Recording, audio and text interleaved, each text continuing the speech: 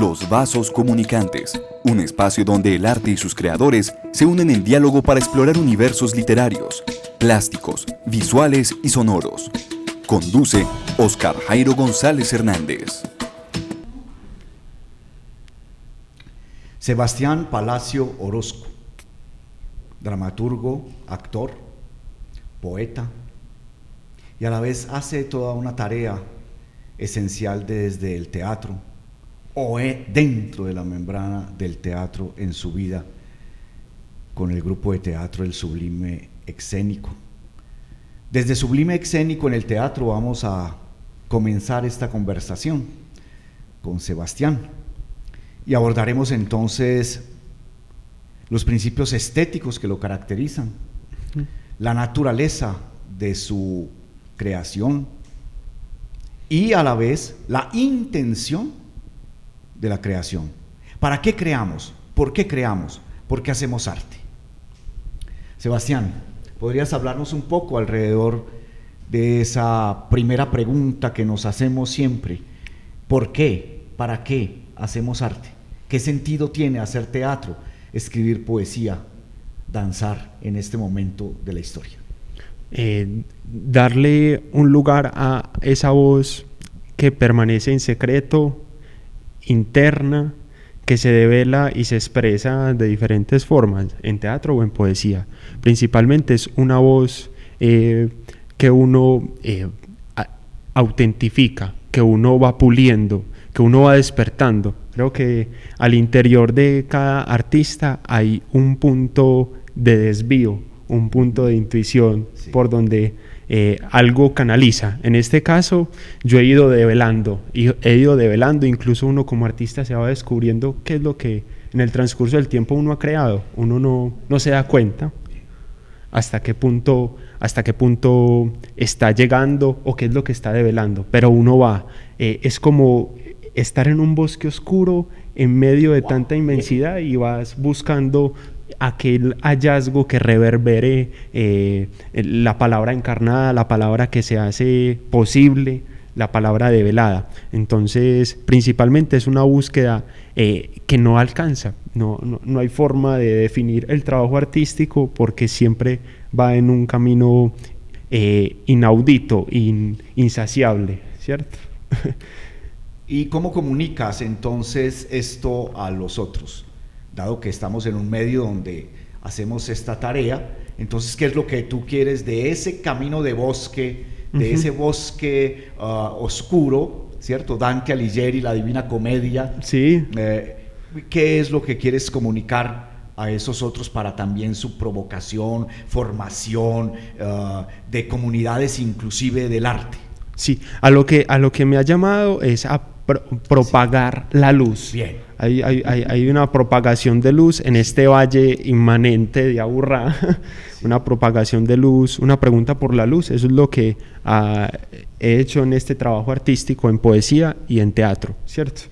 Operar la luz, eso es un pilar fundamental como pensador, porque creo que el artista también de alguna u otra forma está pensando lo que está develando. No hacemos las cosas porque sí, uno va develando, pero va clarificando con qué pronunciamiento estético estamos mirando el mundo, ¿cierto? Entonces la luz es una fuente, un concepto principal donde ha partido mi poesía y en este caso también el teatro. Se opera la luz, eso. Sebastián, ¿podríamos entonces hacer una relación o correlación entre lo que llamas el verbo encarnado y lo que denominas o llamas entonces esto que te he escuchado de la saturación de la luz? ¿Cómo combinas y relacionas saturación de la luz con verbo encarnado? ¿La palabra es luz, profana, sagrada? ¿Cómo la tratas? Principalmente yo trato la luz como un detenimiento de atención. Creo que estamos en una época donde estamos perdidos de atención, sí, hay mucha información, también es me parece bastante fuerte que estemos en una época que estamos en una conquista de una búsqueda de conocimientos siempre al límite, como que cada vez que llegamos al límite buscamos otro nuevo límite y ahora es muy constante, ¿cierto? Y en nuestro afán de día a día es esa búsqueda insaciable. Hay una saturación, pero también a esa saturación hay una atención que se necesita. ¿Qué atención es lo que estamos escarbando día a día? ¿Hacia dónde se está yendo nuestra mirada? Si está perdida o si está perdida en un devenir que va hacia un vector que no encuentra aún salida. Es como estar en un punto de fuga, ¿cierto? Pero hay un punto de fuga que satura, que es llenarse de mucho y no saber, el que mucho aprieta poco agarra, y hay otro que uno sí condensa una atención en torno a algo. En este caso la atención es en torno a la luz, que es pensar la iluminación en nuestra ciudad, que es pensar si es saturación de luz, tanto por lo que vemos en nuestros ojos en los miradores normalmente, que estamos plagados de luces, o por un déficit de interior, que no nos conocemos, que estamos en una época donde hay una diagnosticación acerca de las enfermedades mentales. Sí. Entonces, cuando hay un equilibrio tan principal, ¿no? Como la locura. La locura, ¿cierto? También, o se le huye a la locura, se le huye más a la locura, o nos volvemos locos indefinidamente sin saber que lo estamos, ¿cierto? Porque creo que hay que mirar ese punto también de vértigo que cada ser humano tiene, de su punto de atención perdido, pero también en que canaliza su gran fuerza, su equilibrio. ¿Cómo pronunciarse frente a la saturación y frente a la atención de cada uno? Maravilloso eso del pronunciamiento, que es una de mis obsesiones personales también, en cuanto a que siempre inquiero desde dónde me pronuncio, cómo me pronuncio y para qué. Uno lo define, uno define el ojo del otro y de uno, ¿cierto? En el escenario, un pelo, uno lo define, uno puntualiza esa tensión. En este caso, la tensión desde mi escena y mi pronunciamiento como poeta es un ojo enfermo, un ojo enfermo, o bueno, un bombillo enfermo, ¿cierto? Un bombillo que está encapsulado de su historia, su historicismo, esta capacidad avasalladora de conquistar que tiene nuestro mundo contemporáneo, pero a la vez como si de esa saturación de buscarse tanto, de saber tanto de sí, realmente se está escarbando con una intuición que te esté develando un asombro, una sorpresencia. En esos días se me ocurra sorpresencia, que hacer que el encuentro de atención sea una sorpresencia. Ese acto mágico de uno develar lo que no se sabe, lo sorprendente, como estar encapsulado, o bueno, no encapsulado, estar envuelto en algo que te permita estar develando algo que nunca has sabido, pero que no se torne de forma saturada, sino de forma condensada, precisa, diluida. O sea, que en ese movimiento se va quitando la saturación y se va saturando nuevamente. Y creo, otra palabra que puede ser saturada, dilatación. Creo que uno puede estar en una dilatación de sentido. Hermosa esa. Sí, una dilatación que se esté esparciendo constantemente en los sueños, se esté esparciendo constantemente en el fin cotidiano, que se esté despertando algo que no apague la fuerza creadora que tiene cada ser humano, porque eso es finalmente lo opuesto a saturarnos, crear. Dos preguntas en una, o una en dos. Primera, ¿dónde estaba la poesía antes de que tú decidieras o determinaras escribir poesía, o hacer poesía, o vivir poéticamente? Y segundo, ¿dónde estaba el teatro antes de tú hacer teatro? Antes de hacerte actor, dramaturgo, etcétera, ¿dónde estaba el teatro? ¿Cómo los encontraste? Sí, hay algo que pienso ahí, hay una imagen muy precisa a mí que me voy a develarla, incluso frente a las cámaras, que es un pisón. Cuando doy un pisón, es como entrar en otro estado. Entonces, cada vez que doy un pisón, entro en otro estado. Antes de uno ser, uno ya había sido, si vamos con ese proverbio, ¿cierto? Había sido de alguna forma. Esa fuerza de hacer el pisón ya ha devenido desde otra forma. Yo canalizo mi fuerza desde lo que ya ha habido antes.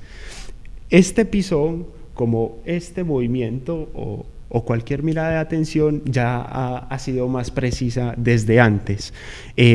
Entonces el teatro y la poesía ha estado en mí cuando yo no sabía ni siquiera que lo estaba haciendo, ¿cierto? Yo era futbolista, jugaba fútbol, jugué hasta los 17 años en gran competencia, pero siempre había Se te ve que eras crack. ¿Dónde te metías en el campo? ¿De qué hacías? Yo era carrilero, era correlón, me gustaba ir hacia adelante con la siempre pelota. Pisando a los contrarios. Siempre pisón. Siempre sorprendiendo, adelantándose a los que vienen atacando también. Entonces, ahí te cuento algo curioso. Alguna vez yo estaba marcando a alguien mucho más que yo, jugando fútbol. Y era tan grande, era contra Atlético Nacional, era tan grande y yo veía que no, ya me iba a pasar porque era muy grande y yo era muy chiquito. Pues, imagínate, yo soy grande. Eso debía ser 800 metros de altura. Sí, y el man venía y yo empecé a cacarearle. Y el man se empezó a reír. Le empecé a hacer puras jeringonzas. Y intuitivamente, ahí es donde digo, no sabía que era teatrero, pero ya estaba en mí. Bien, ya estaba en mí, puro teatro. Sí, y al final del partido el man se rió y yo, ¿vos quién sos? ¿Por qué hiciste eso? Y la gente se reía, pero yo no sabía por qué lo había hecho. Simplemente fue una expulsación de miedo frente al peligro, pero a la vez como veía, wow, ahí está mi foco también de atención. Creo que uno también va mirando, hey, ¿con qué atención miro el mundo? Y ahí me he dado cuenta de que tenía esa capacidad intuitiva de la sorpresencia, de encontrar la sorpresa, y a eso lo canalizaba a la vez cuando empezaba a leer psicoanálisis, Marx, María Zambrano también ha sido alguien que me ha movido mucho. Entonces uno estar alimentando esa fuerza intelectiva más lo intuitivo que uno ya tenía en un adentro que uno no sabe, ahí se fue despertando la palabra poética en su aspecto teatral y en poesía. Entonces empezaba a develar mis secretos internos, empezaba a cuestionarme cómo poder escribir, cómo empezar a escribir, y cualquier hecho inaudito normal que nos suceda me detonaba y empezaba a partir de ahí, ¿cierto? Creo que cuando uno escribe no es realmente lo que ha sucedido, es otras cosas que suceden ahí, otras cosas que suceden en uno que hasta uno se descubre, y en ese sentido empecé a saber que me tenía que descubrir principalmente escribiendo. Empecé escribiendo, ya después veía, wow, hay algo que me hace estar en la mirada del otro, que me provoca la mirada del otro, de la cual yo o me desbordo o canalizo, y últimamente yo suelo ser algo fuerte, pesado, enérgico, y también en este transitar de actualizar mi ser en la voz teatral es condensado, puntualizado. Ahí fue, a esta mirada se la entrego, le doy esta mirada al espectador, allá otra. Entonces es como a la vez canalizando una fuerza que uno sigue descubriendo, ¿cierto? Una intensificación de la capacidad que uno tiene de despertar algo del más allá, que es acá. Gottfried Benn, el poeta expresionista alemán, Sebastián, hablaba de la vida provocada. ¿Haces esa relación con provocar en tu vida todo esto en lo que basas el teatro, la poesía, el arte, la vida estética, el condicionamiento de la rebelión, la perversión, también a veces obscena de pronunciarse uno ante los otros. ¿Cómo es esto de la vida provocada? La provocación, la incitación también, sí, que lo nombramos constantemente. Hay algo que pienso a partir de ello, y es que cuando uno está bajo la mirada del otro, sí, pero uno se concibe a sí mismo como otro, va escarbando qué es lo que uno puede ver unitariamente en el mundo, ¿cierto? Y ahí creo que descubrimos algo auténtico que se desafía a sí mismo. Y que se desafía a sí mismo porque cuando uno se pronuncia, incita, provoca, es también hacia sí mismo, no es hacia el otro realmente, sí, es hacia sí mismo. ¿Y qué preguntas vuelvo a...? Yo quiero escandalizarme a mí mismo, ¿cierto? Yo quiero escandalizarme a mí mismo y sin saberlo todo. No hay un absoluto de saber, sino una fuerza pujante e incesante, un calor enérgico. Por eso también el tema del bombillo y de la energía, aquella energía que se levanta y se subleva. En este caso un bombillo, mi pronunciamiento es con un bombillo que está enfermo, solo uno. Un bombillo que en este caso soy yo, ¿cierto? Un bombillo que está enfermo de lo que no sucede en el común de los días, que es un exceso de fanatismo, es un exceso de cumplir en la universidad, en el trabajo, y no hay una atención en torno a lo que uno quizá puede estar descubriendo constantemente, que es esa labor, ese trabajo vivo, que no es trabajo muerto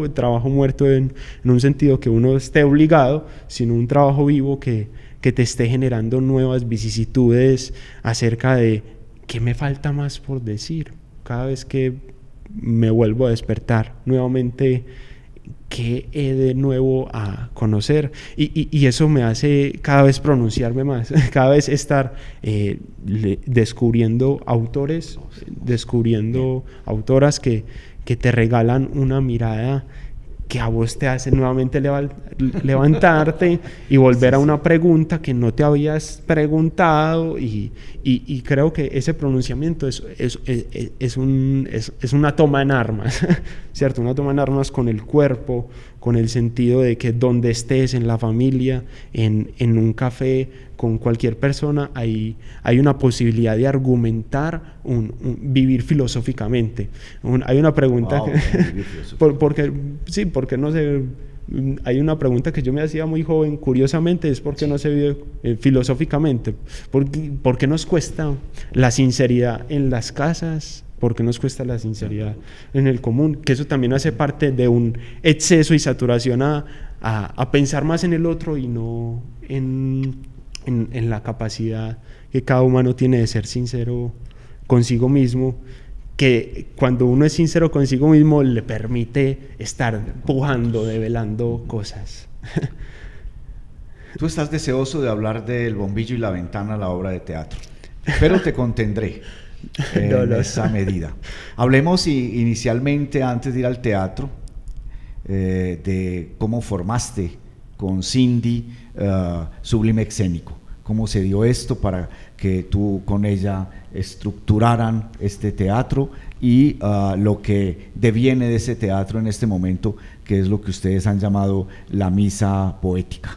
¿Podrías hablarnos, Sebastián, de esos dos momentos, la estructuración de Sublime Escénico y el constructo de la misa poética? Uh-huh.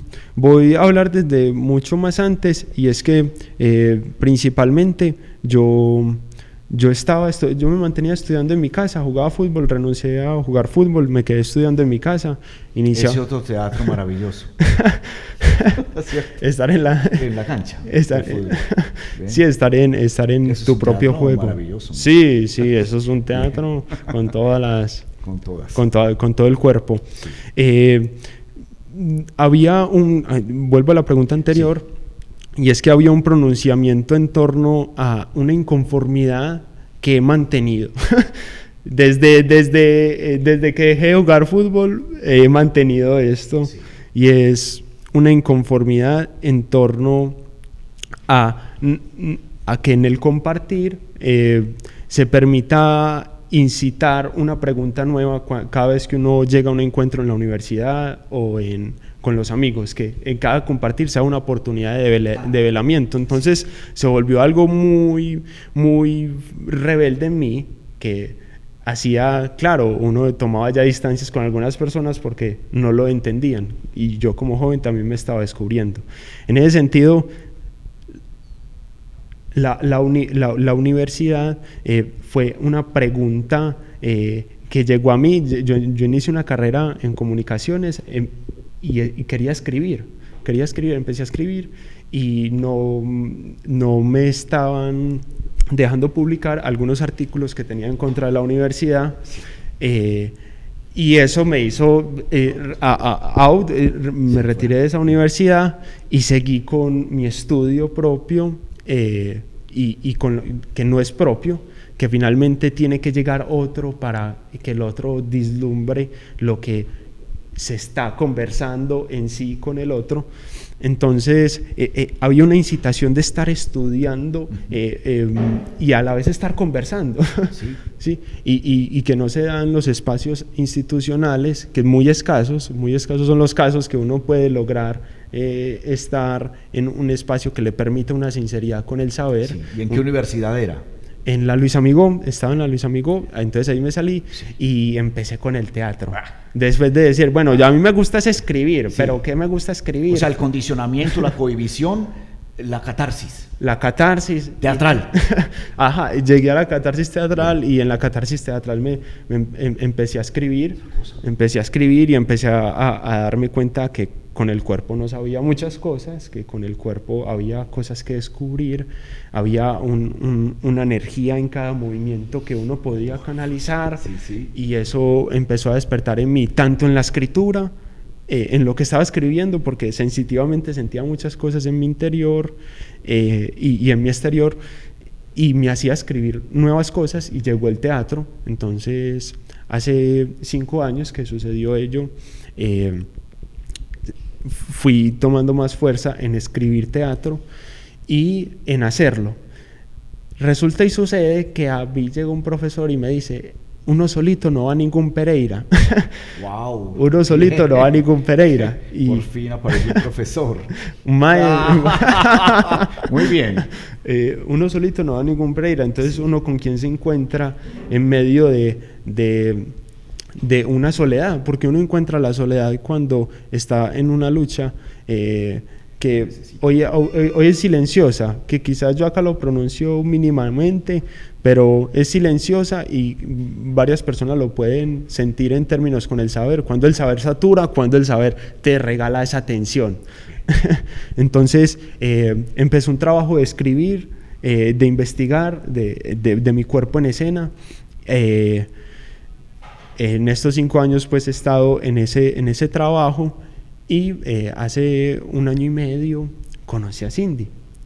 Cindy la conocí en una conferencia del profesor Carlos Mario González, que precisamente era en torno a la universidad. El profesor ha estado en un pronunciamiento estético, performativo en esta ciudad, en torno a jalarnos las orejas para ver qué es lo que estamos haciendo con el saber en las instituciones y en los entes de poder, que en realidad necesitamos es estar unidos a ellos, no separados, pues. Necesitamos es que la formación intelectual esté también en las universidades, y no en el cumplir de currículums, no, sino en una fomentación de un espíritu que esté en una realización de búsquedas que potencien la vida y el entorno cultural, ¿cierto? Hay que mirar cómo hacemos esa maniobra, pero estamos en ese trabajo. Entonces con el profe conocí a Cindy en una de sus conferencias y empecé a hablar de teatro. Yo solo he hablado de teatro. Sí, sí.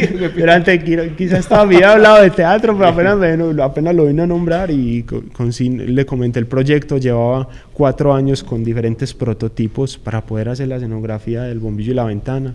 Empecé una labor de escultor empezó una labor de escultor, de descubrirme, a ver, si usted lo quiere hacer, bueno, me tocó enfrentarme a estar solo y eso me hizo dar cuenta, hey, ¿quiénes son los que llegan?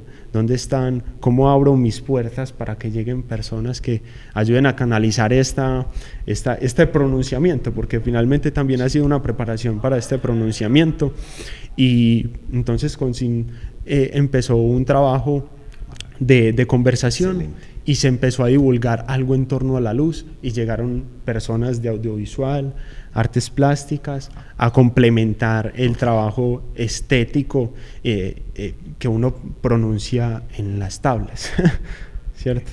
Yo a la vez he sentido un ardor por lo que es un actor y un poeta. Wow. ¿Cómo es esa unión? Ardor, me fascina esa palabra. Ardor. Cierto. Ardor. Muy hermosa, ¿no? Ardor. Eso acaba de salir. El ardor del actor. El ardor. El actor del acto poético en el teatro también. El destino como artista lo marca uno también.